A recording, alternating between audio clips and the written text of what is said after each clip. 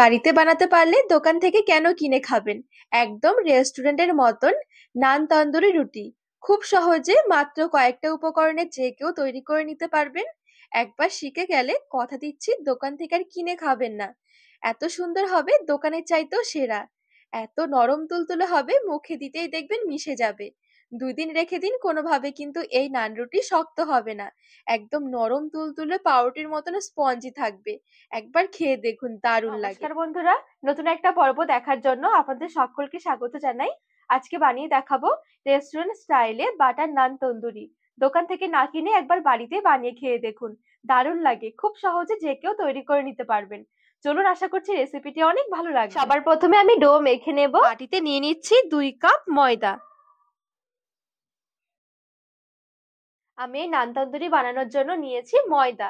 আপনারা চাইলে ময়দার পরিবর্তে আটাও নিতে পারেন, তবে স্বাদের দিক থেকে দেখতে গেলে ময়দা দিয়ে করলে বেশি খেতে ভালো লাগে। হাফ চামচের মতন নিয়েছি লবণ। 1.5 চা চামচ নিয়েছি চিনি। চিনিটা দেওয়ার কারণে একদম হালকা একটা মিষ্টি ভাব আসবে, নানের মধ্যে খেতে দারুণ লাগবে। এবারে যেটা দিতে হবে এটা হচ্ছে ইস্ট। যে কোনো মুদিখানা দোকানে আপনারা এই ইস্টটা কিনতে পেয়ে যাবেন। এখানে আমি 2 কাপ ময়দার জন্য 1 চা চামচ নিয়েছি। এর থেকে বেশি পরিমাণে দেওয়া যাবে না, তাহলে কিন্তু আবার ইস্টের গন্ধ আসবে। গুঁড়ো দুধ নিয়েছি 2 চা চামচ। শুকনো উপকরণগুলো ভালো করে একটু মিশিয়ে নেব। এখানে শুকনো উপকরণগুলো ভালো করে আমি মিশিয়ে নিয়েছি। এবারে 1 কাপ নিয়ে নিচ্ছি হালকা কুসুম গরম জল।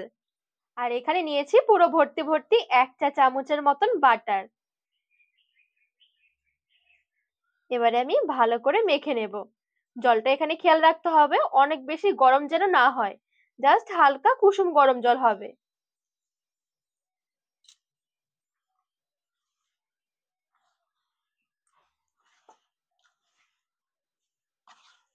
ডোটা মাখানোর জন্য জলটা আমি একবারেই দিয়ে দিয়েছি। চাইলে আপনারা অল্প অল্প করে জল দিয়েও মেখে নিতে পারবেন, তবে যদি 2 কাপ ময়দা নেওয়া হয় জল লাগবে 1 কাপ।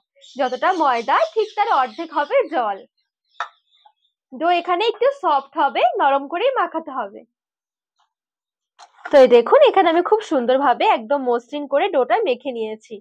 এবারে দেখবেন কিছুক্ষণ পর এই ডোটা না পুরো ফুলে একদম বাটি ভর্তি হয়ে যাবে। উপরে আমি সামান্য একটু বাটার লাগিয়ে দিচ্ছি, যেহেতু এটা অনেকটা ফুলবে, ওপর থেকে ড্রাই হবে না। ডোটা এবার 30 মিনিটের জন্য আমি একটু ঢাকা দিয়ে রেখে দেব।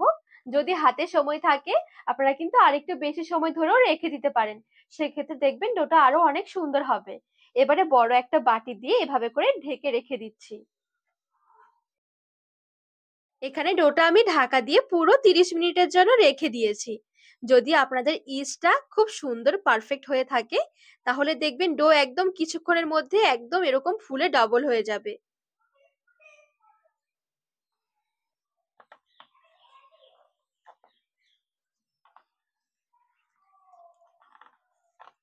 হাত দিয়ে আমি আবারও একটু ভালো করে মেখে নিয়েছি। আর ডোটা মেখে চেষ্টা করবেন একটু গরম জায়গাতে রেখে দেওয়ার, যেমন ধরুন জানলার সাইডে একটু রোদ আসে সেরকম জায়গায় রেখে দেবেন, দেখবেন ডোটা খুব সুন্দর একদম ফুলে যাবে। এখানে দেখুন একদম মসৃণ করে ডোটা আমি একটু মেখে নিয়েছি, দেখুন। এবারে এখান থেকে আমি যেরকম আমরা রুটি বেলার জন্য লেচি বের করে থাকি, তার থেকে একটু বড় করে আমি লেচিগুলো তৈরি করে নিচ্ছি। এই দেখুন, এদিকে একটা থালায় অল্প একটু ময়দা ছড়িয়ে নিচ্ছি। তৈরি করে রাখা লেচিগুলো এবারে থালার মধ্যে নিয়ে নিচ্ছি।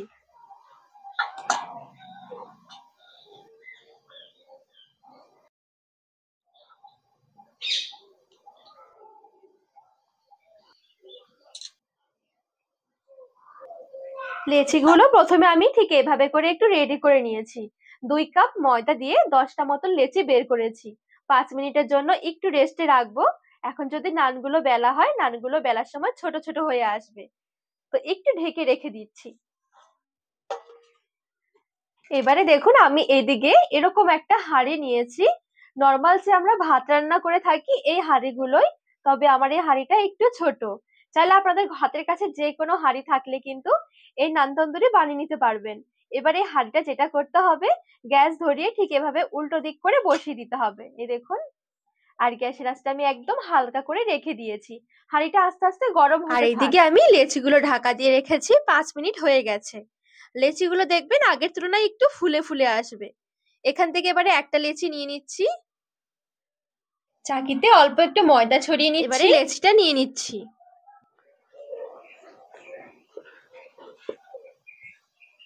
বেলে নেওয়ার আগে হাত দিয়ে এভাবে করে প্রথমে একটু চ্যাপ্টা করে নেবেন। এবারে বেলনির সাহায্যে বেলে নিচ্ছি।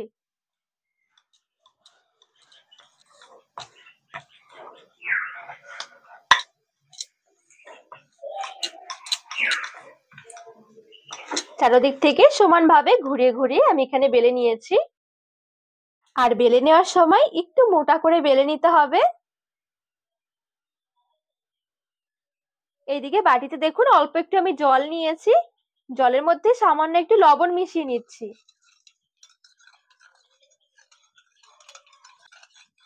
এবার ব্রাশের সাহায্যে এভাবে করে অল্প অল্প করে জল নিয়ে ঠিক এভাবে করে নানের ওপরে ব্রাশ করে নিচ্ছি।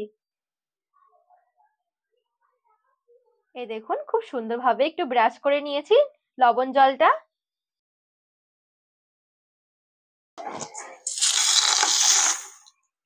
তো এই দেখুন খুব সুন্দরভাবে এভাবে করে আমি হাঁড়ির ওপরে নিয়ে নিয়েছি। কিছুক্ষণ অপেক্ষা করব। কিছুক্ষণ অপেক্ষা করলে দেখবেন আস্তে আস্তে এটা ফুলতে শুরু করবে। এই দেখুন, এবারে এই হাঁড়িটা এভাবে করে উল্টে ধরতে হবে। গ্যাসের আঁচটা আমি মিডিয়াম থেকে একদম লো আঁচের মাঝামাঝি রেখে দিয়েছি। আর এই নান রুটিটা ঠিক এইভাবে করে একটু ঘুরিয়ে ঘুরিয়ে সেঁকে নেব।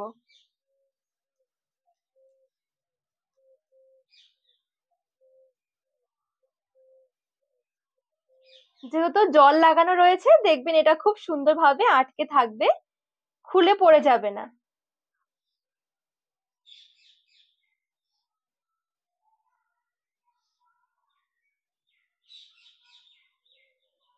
আর এখানে দেখুন খুব সুন্দরভাবে কিন্তু রুটিটা ফুলেও উঠেছে। উপরে সামান্য একটু আমি বাটার দিয়ে দিচ্ছি।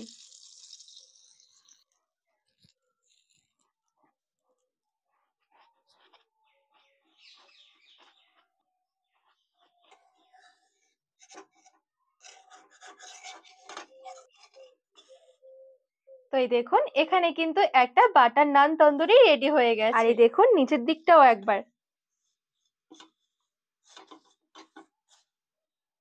কতটা সুন্দর হয়েছে।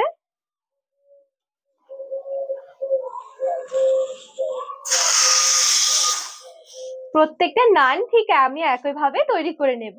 যে দিকটা জল রয়েছে সেই দিকটা কিন্তু হাঁড়ির নিচের দিকে রাখতে হবে।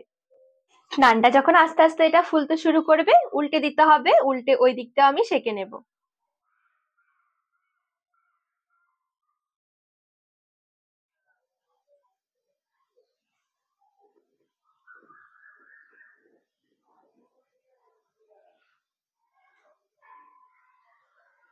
আরে দেখুন এই নানটাও কত সুন্দরভাবে ফুলেছে। ওপরে একটু বাটার আমি ব্রাশ করে দিচ্ছি।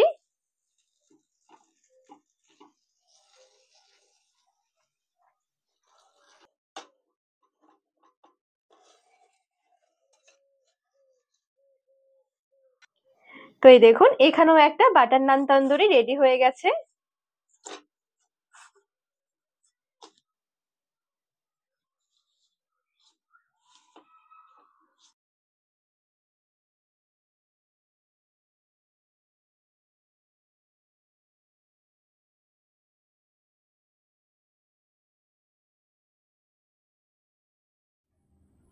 এখানে আমি সবগুলো বাটার নান খুব সুন্দরভাবে তৈরি করে নিয়েছি। আর এই দেখুন কত সুন্দর হয়েছে, দেখতেও কতটা দারুণ লাগছে। কথা দিচ্ছি দোকানের চাইতেও সেরা হবে, দোকানের চাইতেও টেস্টি হবে। আর এই দেখুন কতটা নরম তুলতুলে হয়েছে। একবার বানিয়ে দেখুন, খেয়ে পুরো অবাক হয়ে যাবেন। সব কিছুর সাথে খেতে দারুণ লাগে।